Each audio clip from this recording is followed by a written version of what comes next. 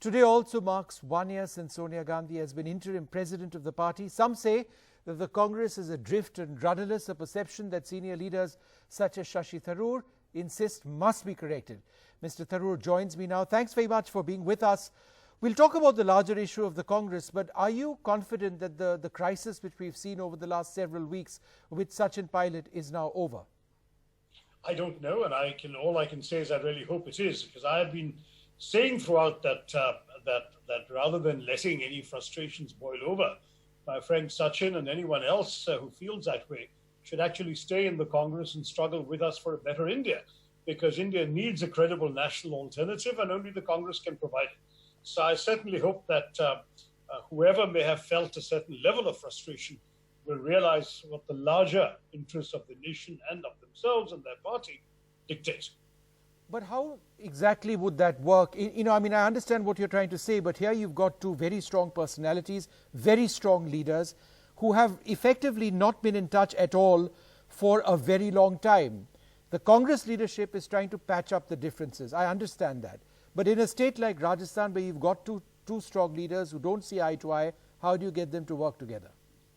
Look, I think some of these differences have been exaggerated, including by both sides. I've actually been to Jaipur. I've met them both together and separately. I don't think the gulf was that vast. But if it is, obviously, a solution will have to be found. It's, as the American military likes to say, it's above my pay grade. I'm not entrusted with any of these responsibilities, so I'm not the one to answer. But I'm confident. That question. You're a senior leader. It's a difficult situation. How would you have handled it? That's not the right question to ask. There are people who are tasked with handling these matters. And I think if it's got to a point where it's on the brink of resolution, I don't want any careless comments to in any way complicate the picture. I'm watching it carefully as you are, and I certainly hope that there will be good news. We want to see differences within the party always resolved in a way that leaves everyone feeling it's been a win-win outcome. But what about the entire issue of party, the unity within the party, discipline within the party? The Congress always talks about it, and yet you have an important young leader who's been a virtual rebel. He's taken a lot of MLAs. He's in a hotel in Haryana, and yet it seems that you're okay to take him back in the truest sense of the word. How does that work? Well, look, I don't think that at any stage Sachin has made any statement against the Congress party, the values and principles or ideology of the party, or even against the national leadership. What he's talked about have been certain issues and frustrations, which, as I said, perhaps were allowed to boil over. But given the situation in the party, in the state and in the country, I think that the path of reconciliation is the best for him and for all of us. Okay. What about Mr. Gehlot, a very senior leader? Where does this leave him? As Chief Minister of Rajasthan, he's a highly respected Chief Minister and somebody who, I must say, I've had the pleasure of seeing at work. I think he's accomplished a great deal in his time. And I think in some ways, if this crisis helps in sort of clearing the air, diffusing whatever impediments there had been within the government, he can settle down to fulfilling the very impressive task that Rajasthan has taken on during this COVID pandemic, as well as before and beyond. So I think there's a lot not to as his deputy, obviously. I mean, there would be a give and take.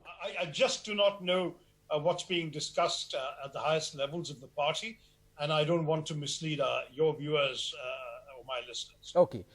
Mr. Tharoor, you've spoken about, it's been a year since Mrs. Gandhi has been the interim president. You've said that there is a perception of the Congress being rudderless.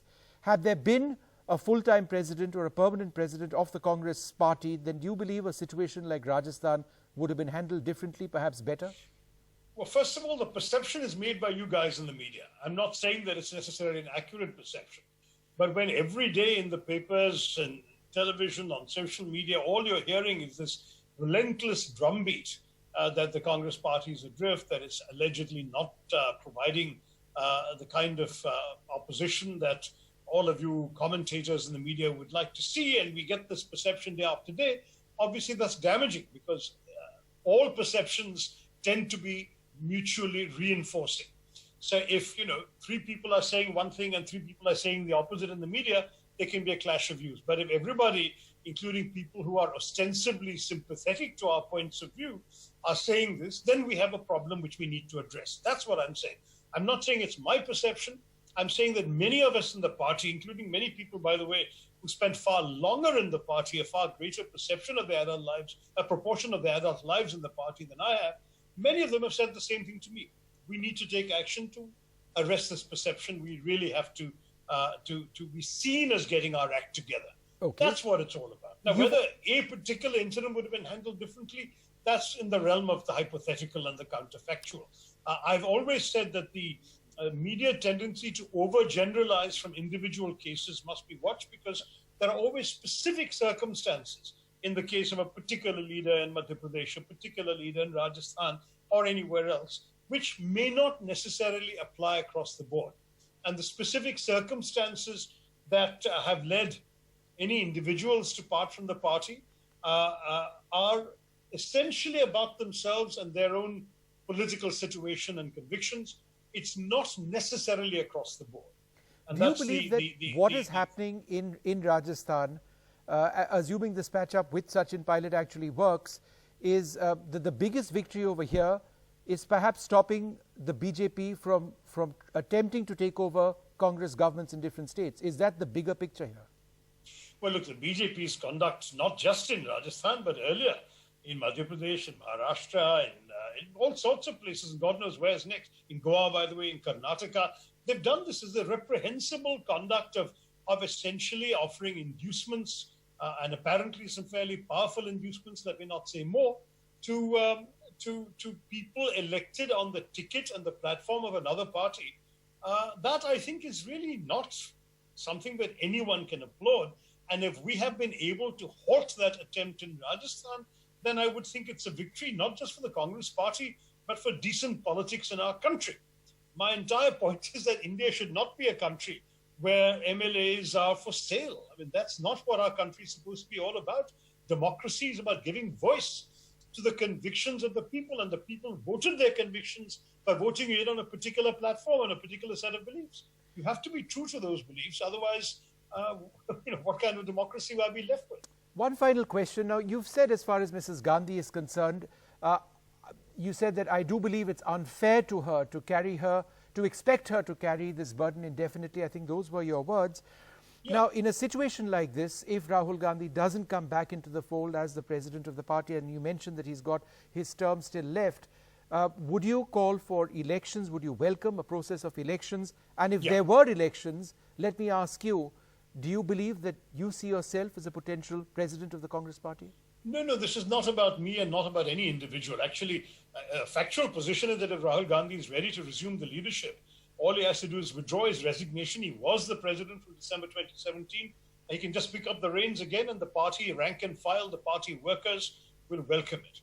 But if he doesn't, if he says he doesn't want it, is it fair to expect Sonia Gandhi, who's done so much and carried so much of the burden for the party for so long, to keep on doing so? I mean, that is not something which I believe any of us would think is reasonable. At least if she is going to do so, then it has to be with revived institutions around her to offer her more support and more active involvement, I think, in the workings of the party.